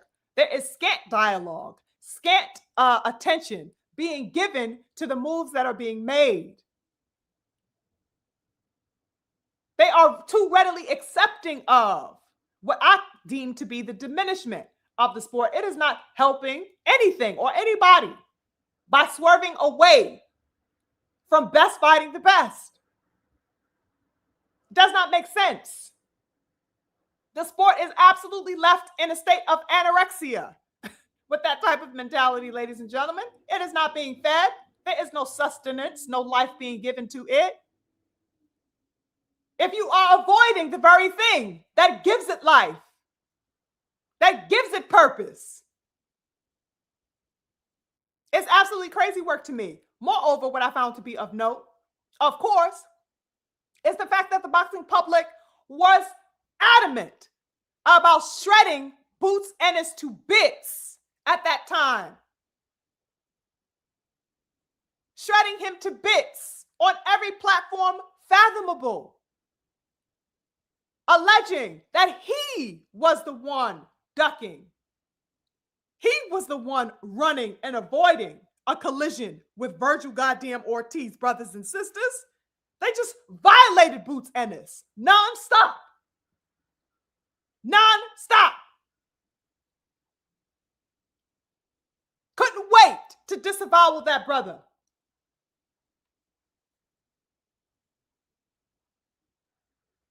And for what?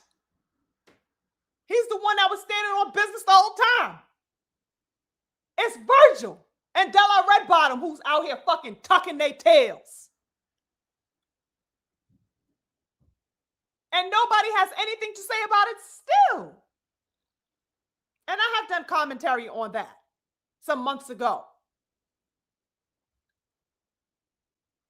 How crazy is it that now it is absolutely exposed for everybody to see, right? Clearly.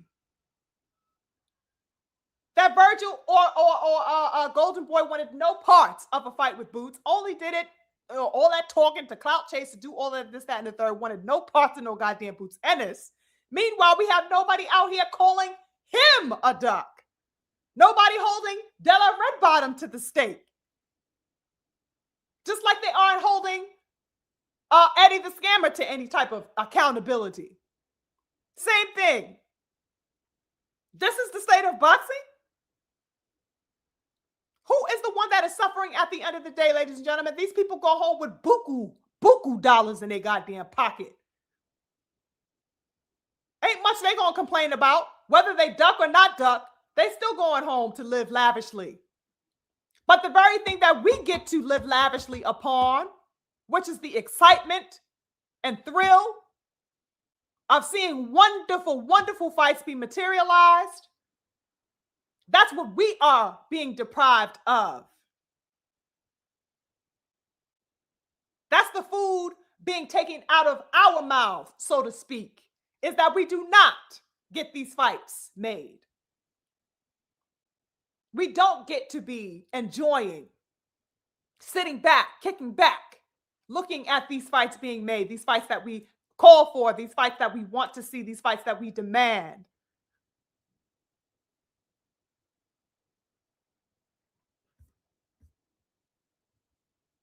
The disunity of unification in boxing not only speaks to a refraining from having a unified champion within divisions, but there is a disunity. There is a double entendre, if you will, in the disunity of unification, in that the mindsets are at a level of disharmony within boxing between these promoters, the fighters, and the fans. There is no unification between us as a boxing community in total. There is a disharmony between all of these. There is a trifecta here that isn't being satiated, and they are all going in different directions. Promoters got their one agendas. You got the fighters in another, thinking something completely different. And then you have us, the supporters, the people who push and feed the sport, give it relevance, show up to the fights, talk about the fights. We are in our own little sequestered corner, thinking our own thing. How does that lead to a holistic boxing life? A holistic sport, if everything is in disunity? Interesting question that I have. Let's see what the good people were talking about. Salute to the brothers and sisters I may have missed. I'm scrolling a ways up because I know I was going on for a good bit there. I had to get that shit. I had to get that shit. You know what I'm saying? I had to go all the way in so that I didn't miss any point. So I know I went on for a little while. Let me scroll a little ways up to see. Yes, exactly, twin. Aren't unifications supposed to? Absolutely. And this man is out here capping like some fucking voluntary fight would ever have more meaning, would ever be more purposeful or more interesting to the boxing public than a unification bout. When was that ever, when would that ever override a unification? But this is the length of subterfuge he's willing to spin webs around the minds of the boxing public with in order to push his own ulterior motive. This is the length he's willing to go to dissuade from the very thing that's going to feed the sport and the very thing that's going to give him his biggest, one of his biggest notable, events to put on or events to be a part of. He knows that a unification with Devin Haney would be the biggest thing at 147. He's willing to sidestep himself, as I stated earlier, in order just to divert in any way he can from the progress of Devin Haney.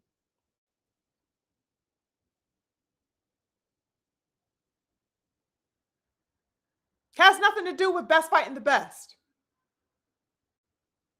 His motive, his agenda alone is all he cares about. I don't give a fuck about boxing at all. That's absolutely evident. Salute to the King Jose. I see you in the building. He says he's one of the people that are destroying the sport. Absolutely. Absolutely. Totally agree. Salute to the King Uncommon in the building. I see. He says, for the life of me, I don't understand how these media members let Eddie speak so much blatant nonsense to their faces and not call him out on it. Yeah. It's got to be that these people don't want to be lashed out upon. Like I said, in the example of, that reporter who brought a real weighted question to the table. And Eddie basically and essentially played that man. Oh, yeah, you everything that you ask is negative. How the fuck is it negative when the only thing he is posturing is that Boots get in there with the viable names? the notable names of the division. How was that negative? That's absolutely positive for not only Boots, but the entire division.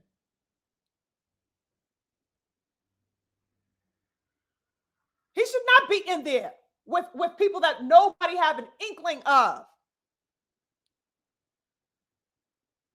Negative how?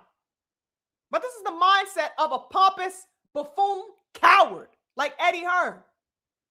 He would say something like that. Crazy work.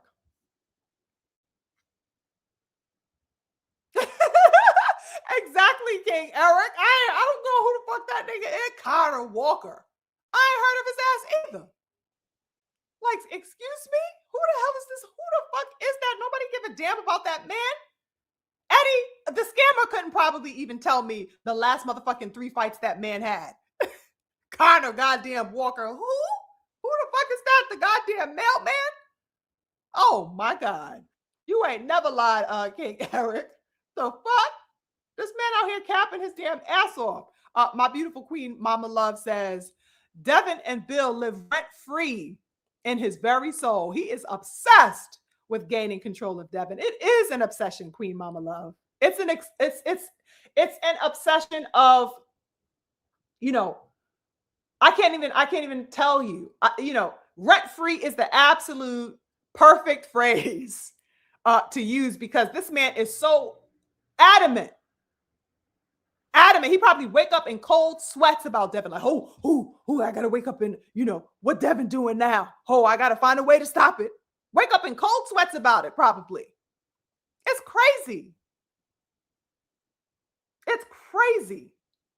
Because he wants sole control. He wants sovereignty over everyone. And I'm not sure if you remember, beautiful people, that the King BFTB, I want to say some months ago, had he had showed a little clip on one of his live streams where Eddie Hearn says, you have to pledge loyalty to me.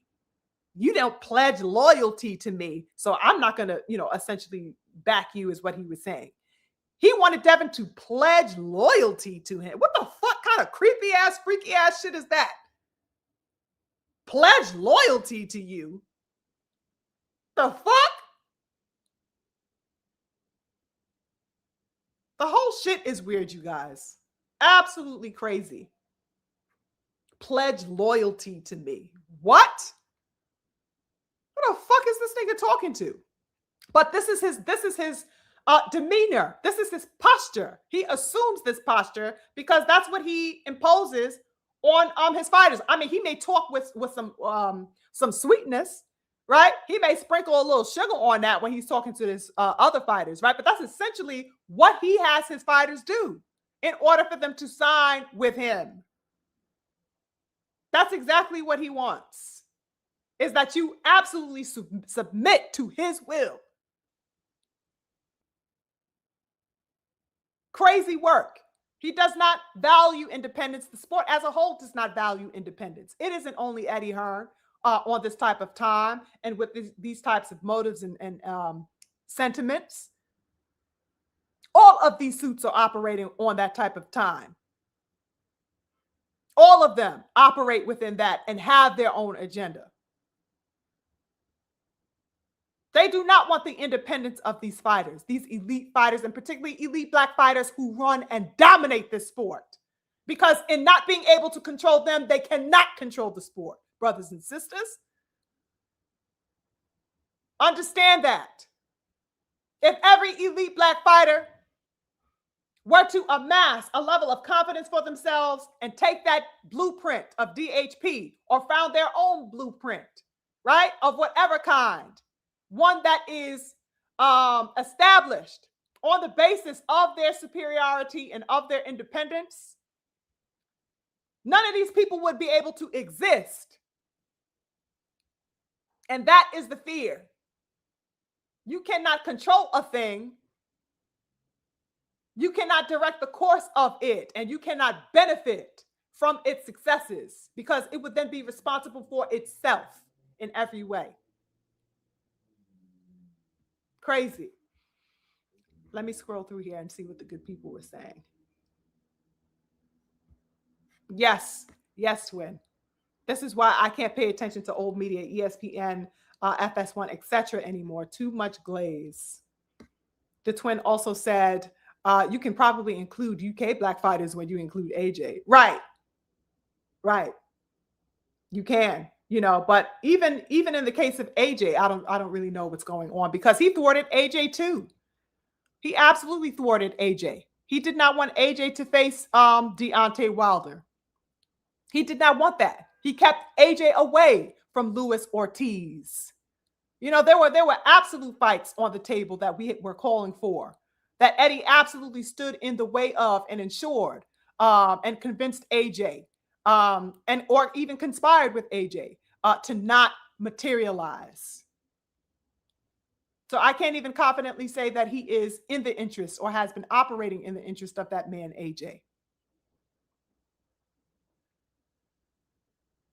It's crazy work. Every time I sit back and think about AJ, that I did not see him against Deontay Wilder, that I didn't see him against Luis Ortiz. You know what I mean?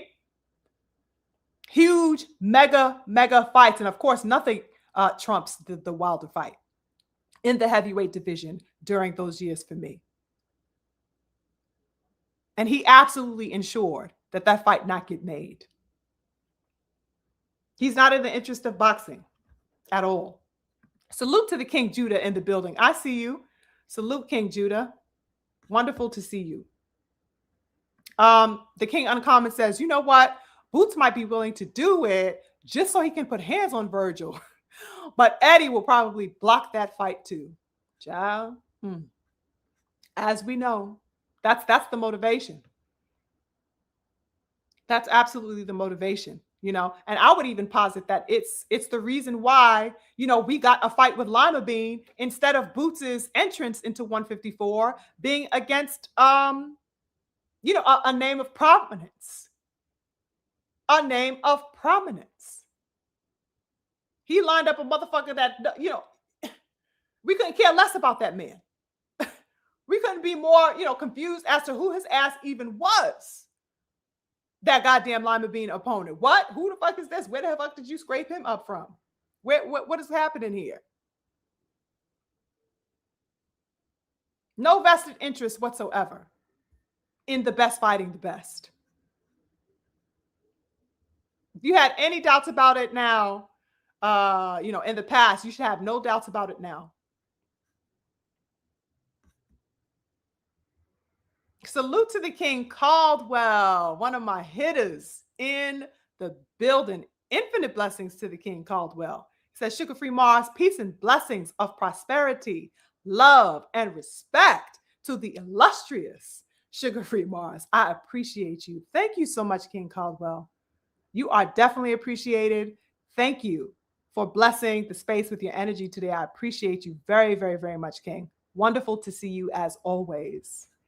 I think I got a super chat. Yes, I did.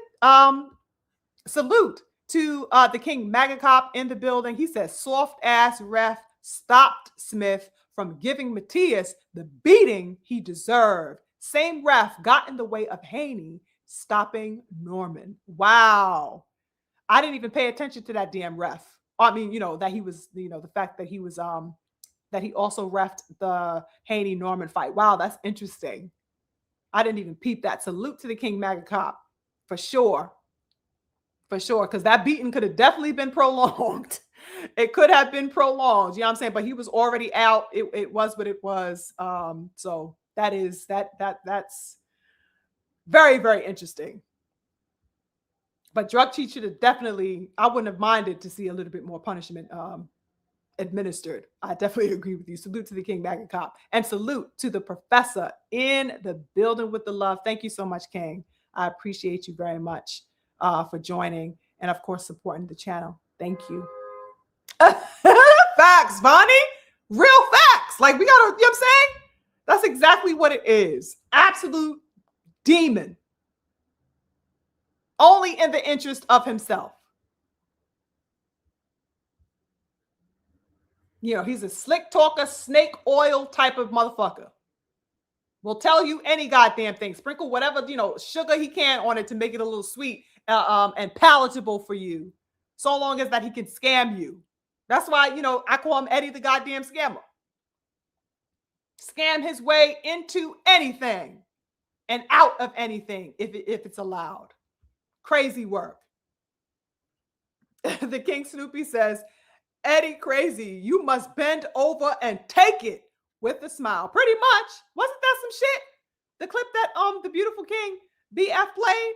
You got to pledge your loyalty to me. You should have just seen that clip, you guys. You got to pledge your loyalty to me. What the fuck? Child. Nah. Crazy work. The twin says Bill and Devin are trying to show them the way. They don't want to listen. Ain't it crazy?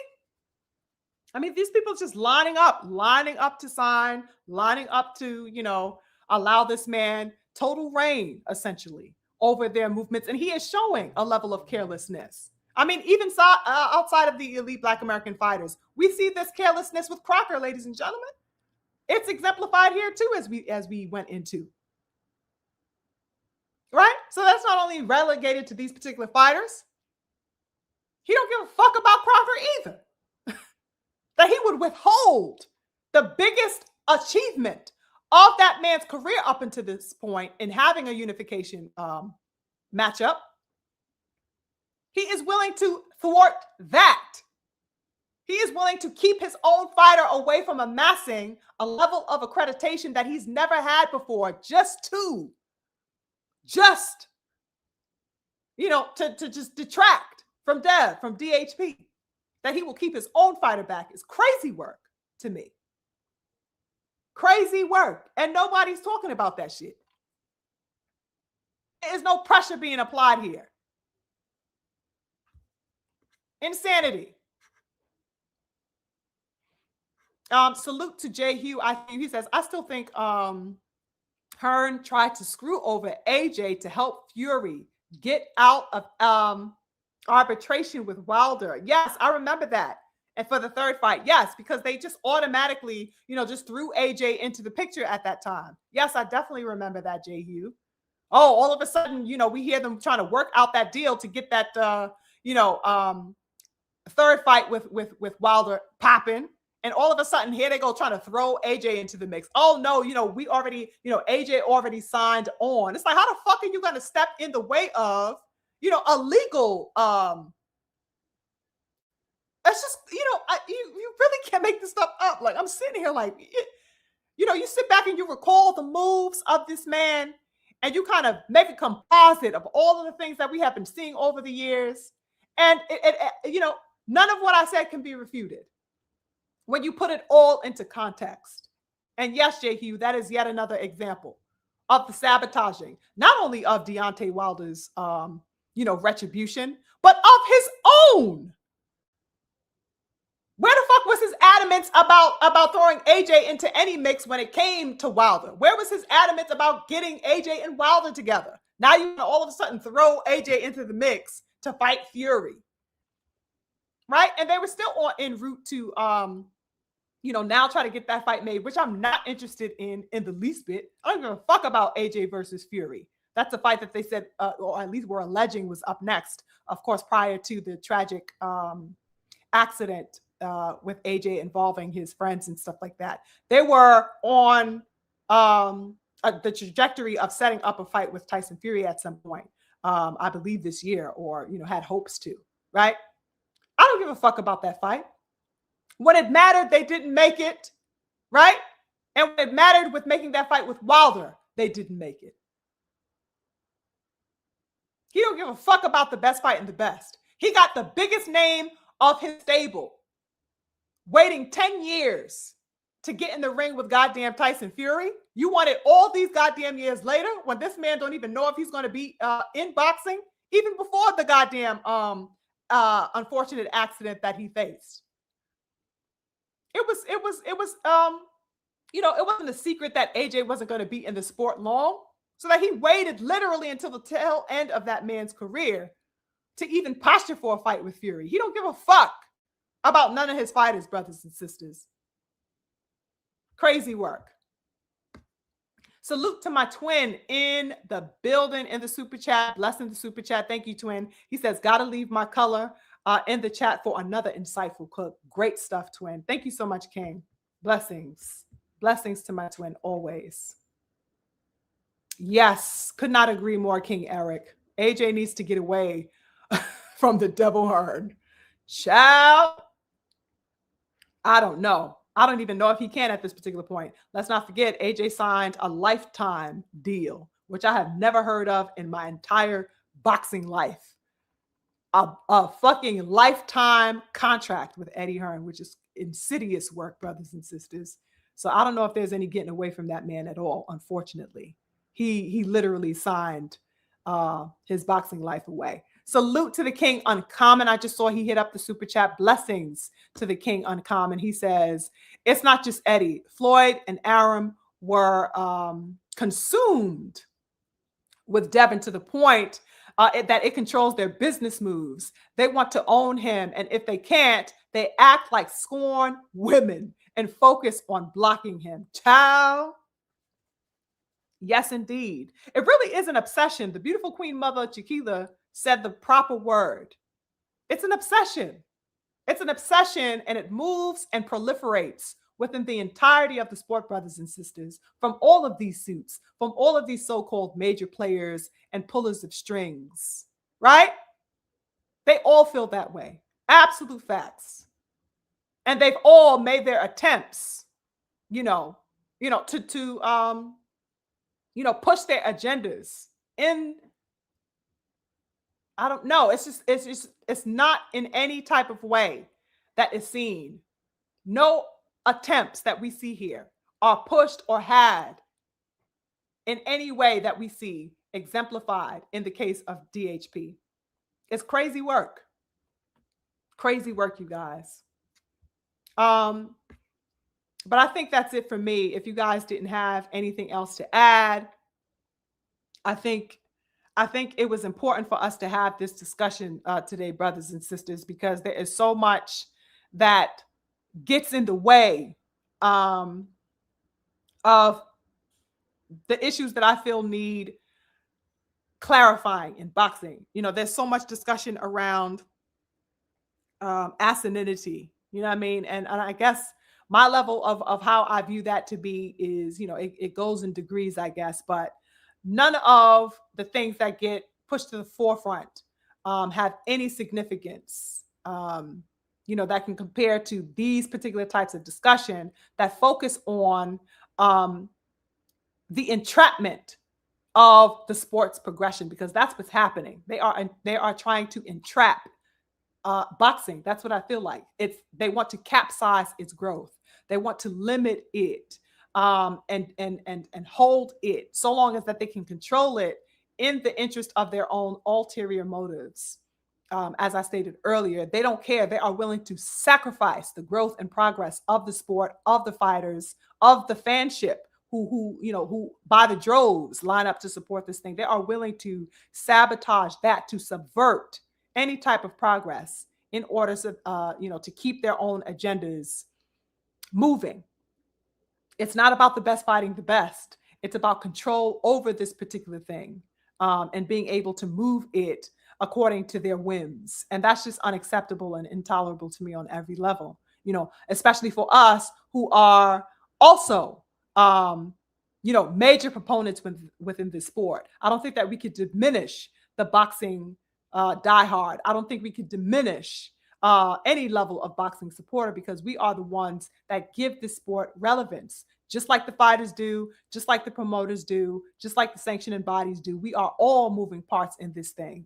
And even though I'm fully aware that we won't necessarily always be in agreement, right, on any one particular thing, right, I think that what should be unquestionable is that we all want to see the progress of the sport and the sustainment of a sport that we can be proud of. And with these particular types of moves and these motivations operating on kind of for insidious means, none of that is going to sustain the sport or bring any level of value to the sport. It's just not going to do that. It's not going to bring a respect level, a respect based value to the sport at all, right? It may make its money, you know, they may be able to, you know, dip their hand in the jar, so to speak, but the value will be missing. It will be deficient of purpose. I have a problem with that. As somebody who is an adamant and vehement supporter of the sport and who upholds and respects the legacy of the sport. So, yeah, exactly, King Judd. DHP over everybody, DHP over the nonsense. And, you know, real talk, I'm in support of any fighter who intends to operate like Crocker. I'm in support of Lewis Crocker as well. Salute to him, right? I don't think enough salutation and attention is being given, which is why I wanted to really make his statements the focus, right, of our discussion and his place in all of this. Because even though he is not a celebrated fighter, you know, a widespread, widely known, widely talked about or sought after fighter, he is a warrior. His level of warriorship is working within the benefit of the best fighting the best. He's saying, I am a champ. I am one of the best at the division. I want to fight the other best at the division, the pound for pound, right? The only one of us at welterweight who is pound for pound. I want to fight him. So Lewis Crocker is standing 10 toes. We got to salute that man for pushing for that fight. You know what I mean? Eddie the Scammer is just a whole fucking coward that he is looking to thwart that, right? But we got to salute that warrior heart, that warrior mentality of Lewis Crocker that says, I want Devin, and making no bones about it. We need to support people like that. We need to support people like Dalton Smith, who put on a wonderful performance against a fucking drug cheat in Subriel Matias, right? Even though I like Subriel Matias prior to that, and of course in finding out that he is drug cheating and doping and cycling off and stuff like that, is crazy to me. I've lost respect for that man. But we need to be, you know, saluting people like Dalton and all of these people out here standing 10 toes. Whether they have a level of popularity or not, warriorship is warriorship, ladies and gentlemen. And as boxing enthusiasts, we can do nothing but respect that. Those types of people, real warriorship in the sport, right? You know, that's my stance. So I think I will end it there for now. Salute to all the beautiful family who pulled up on me today. I so appreciate you guys. I can't even say it. Salute to the King Snoopy. Salute to the King Eric. Salute to my twin Daryl. Salute to the Coach Hudson. Salute to the King Uncommon. My beautiful mama love Chiquita Fields. My beautiful sis, Emma. My beautiful sis, Cammy Cam. And all the people who showed love in the building, the King Judd. Of course, I could, you know, be here for hours naming you guys. Salute to the King Caldwell, everybody, the professor, the people in the super chat. I definitely appreciate you for showing love to the channel and talking some good old boxing that we love, you guys. Have a wonderful week ahead. I hope the week ahead is prosperous for you. And yes, may you all be well. We will definitely catch up on the next one, you guys. Keep in touch with me, you know, in my community page. I'm still kind of like operating what it is that I'm going to do for my members. Trust me, I have not forgotten about my members. If you guys have not subscribed, definitely subscribed. If you guys haven't become members yet, definitely consider becoming a member of my page. I have some wonderful things in store for you guys that I will be, you know, making available only for my members. Hello. You guys are definitely in for some wonderful things I have in the works for you guys. So definitely be patient with me. But in the meantime, check out for me in the community page. Like the video, share the video, and I appreciate the love, you guys. I really do. Have a wonderful, wonderful evening and a blessed week, you guys. Until next time, peace.